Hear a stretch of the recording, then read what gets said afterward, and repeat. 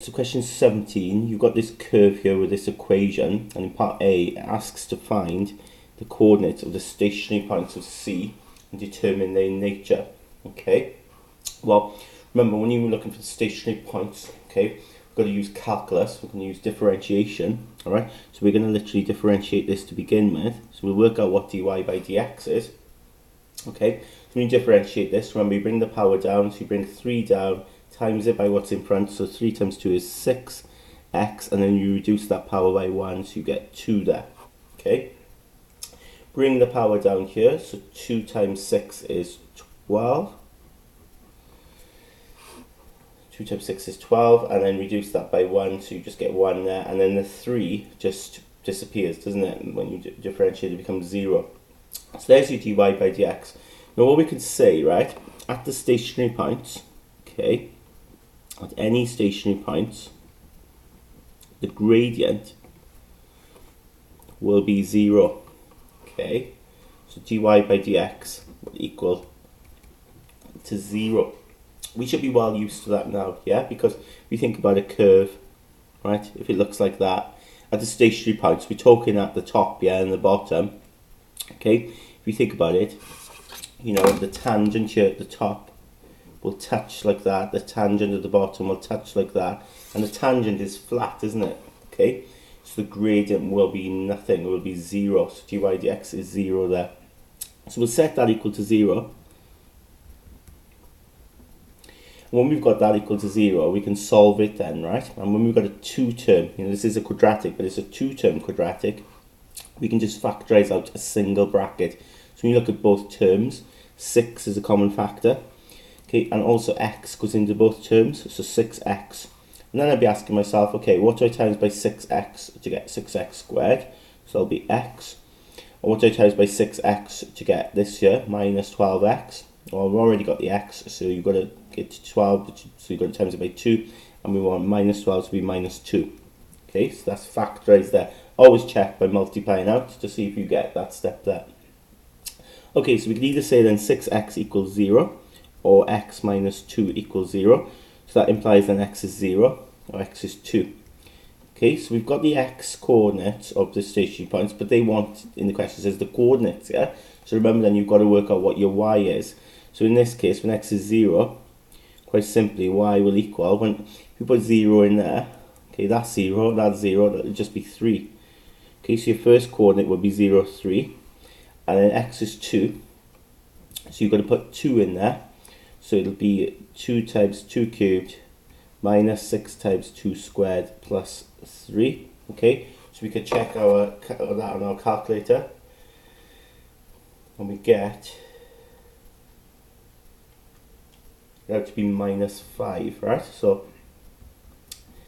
that will be my second coordinate there. Okay, so we found the coordinates of the stationary points, that's done. And then it says determining nature. And determining nature, a characteristic essentially. You know, in this case here, we've got a maximum turning point and then a minimum turning point here. So we need to see, you know, what is this? Is this a maximum turning point? Or is it a minimum? And the same with this. To do that, what we do is we find the second derivative of this. Okay, so we'll do d2y by dx squared. Differentiate it again. So when you differentiate this again, ring the 2 down. Okay, so 2 times 6 is 12. X then, well, that becomes x to the power 1, so it stays the same. Take away then, well, 12x then just becomes 12. So that's what your d2y by dx squared is.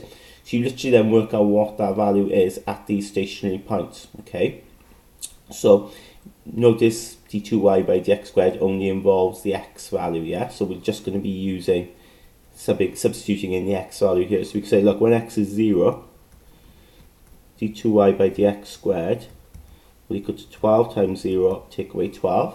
Okay, that comes out to be minus 12. Now, I'm not really interested in the numerical value. I'm more so interested in whether it's positive or negative. And if it's negative, that means then it's a maximum, remember. Okay, so we could say 0, 3 is a maximum. Okay, do the same then for the next one. When x is 2, d2y by dx squared is equal to that, and that comes out to be, of course, then, that comes out to be 12. And the positive, so that means it's a minimum. So 2 minus 5 is a minimum. So what we'll do then is we'll sketch this, right? Okay, a little sketch. Now it doesn't have to be to scale, right? It doesn't have to be perfect. And it does say in part B, doesn't it, to sketch.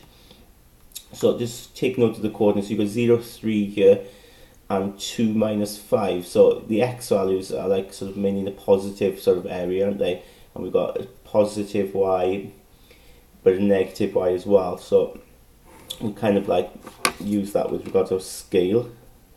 Have to bear that in mind.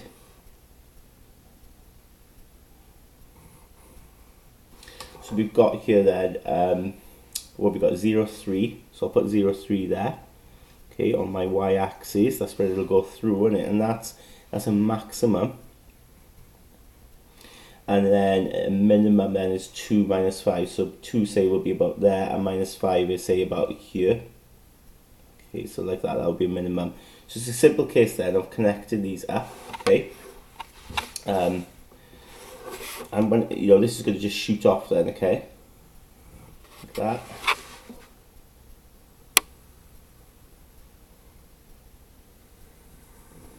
And we know, right? We know at the minimum there, which what was that? The minimum is 2 minus 5. We know at the minimum then, it turns then and starts to rise, and it'll just keep rising, okay? There won't be any more turning points. And the same then at the maximum, okay? There's your maximum, and it'll start then to decrease, and it'll continue decreasing forever. There's no more stationary points because we've found both of them. So we've got there x labelled. Make sure then you put in 0 there, and of course your 0, 3 here, okay? So then finally then, it says then the straight line y equals k intersects C in 3 distinct points. State a range of the possible values of k. Now y equals k, right? If we set a y to equals k, now y equals k is a straight horizontal line, okay? And it could go through any value. K could represent anything, okay? If we took 3 intersection points, it would have to go through here, wouldn't it? Possibly. It would have to go through here, or here. It cannot go up here, because if it goes through up here, it would only intersect once, wouldn't it? It cannot go down here, because it would only intersect once. So essentially, for 3 distinct routes, so 3 points of intersection like we've got here, okay, k would have to be less than the maximum value there, which is 3, and greater than the minimum value, which is minus 5. So it's got to be between those two values, so it's got 3 points of intersection.